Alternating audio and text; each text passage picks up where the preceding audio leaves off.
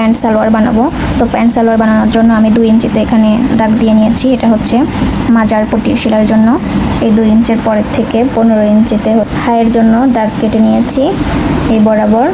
তো এটা হবে 39 ইঞ্চি মাপের পায়জামা। তো 3 ইঞ্চিতে আমি একটা দাগ দিয়ে নিয়েছি এবং এদিকে আমি রাখবো হচ্ছে 8 ইঞ্চি রাখবো। আমি একটু ঢোলাঢালি পছন্দ করি, তো এখানে 8 ইঞ্চিতে দাগ দিয়ে নিয়েছি এবং এখানে শেপ কাটটা বসিয়ে, তো আমি এটা আগে থেকে কাটিং করে ফেলেছি জাস্ট আপনাদেরকে আবার দেখানোর জন্য আর কি।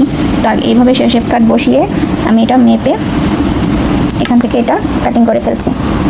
এদিকেও এরকমভাবে কাটিং করে নিয়েছি।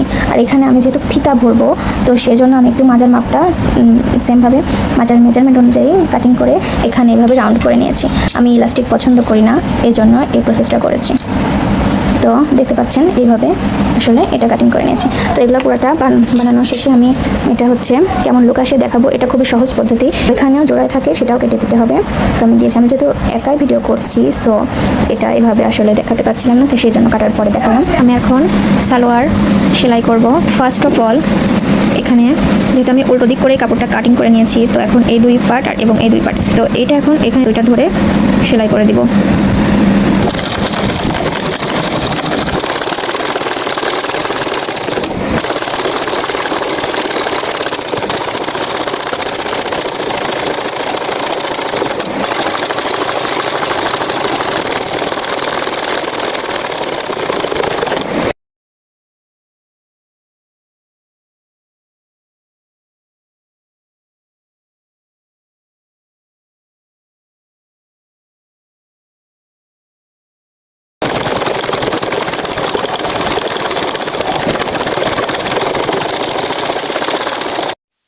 তো সেমভাবে 2টা পার্ট আমি সেলাই করে নিলাম।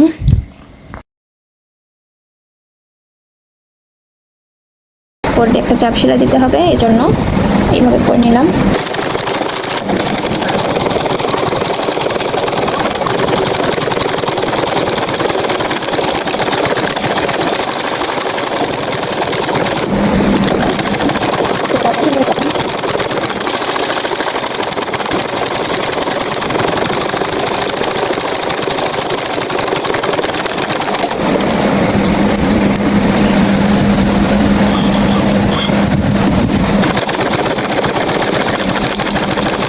হচ্ছে হাই সেলাই।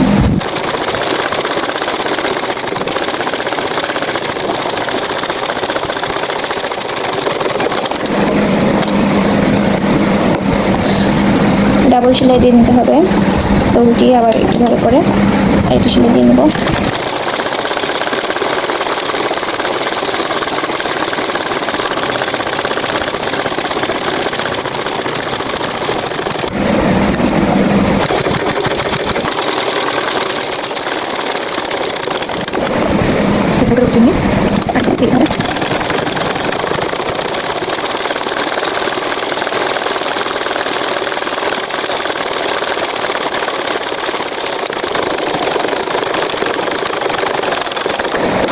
তো এটা হয়ে গেল।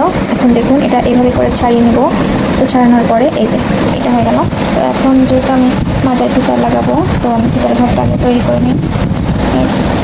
এইভাবে করে এখন অ্যাডজাস্ট করে নেব।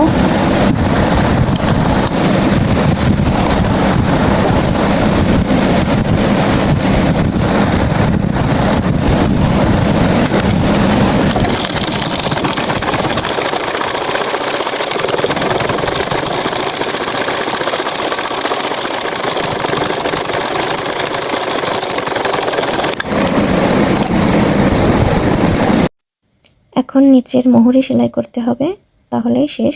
দেখুন এখানে চাইলে আমি বোতাম অ্যাড করতে পারবো, তো আমি করি নাই, আমি সিম্পলে রাখতেছি। এইভাবে করে প্যান্ট সালোয়ারের সিস্টেম হবে। তো আমি কাটিং এবং সেলাই 2টাই ইনশাল্লাহ আপনাদের সঙ্গে শেয়ার করছি। আপনারা এই ভিডিওটা দেখলে উপকৃত হবেন, সুন্দরভাবে প্যান্ট সালোয়ার কাটিং এবং সেলাই করতে পারবেন। তো সবাই ভালো থাকবেন। আসসালামু আলাইকুম।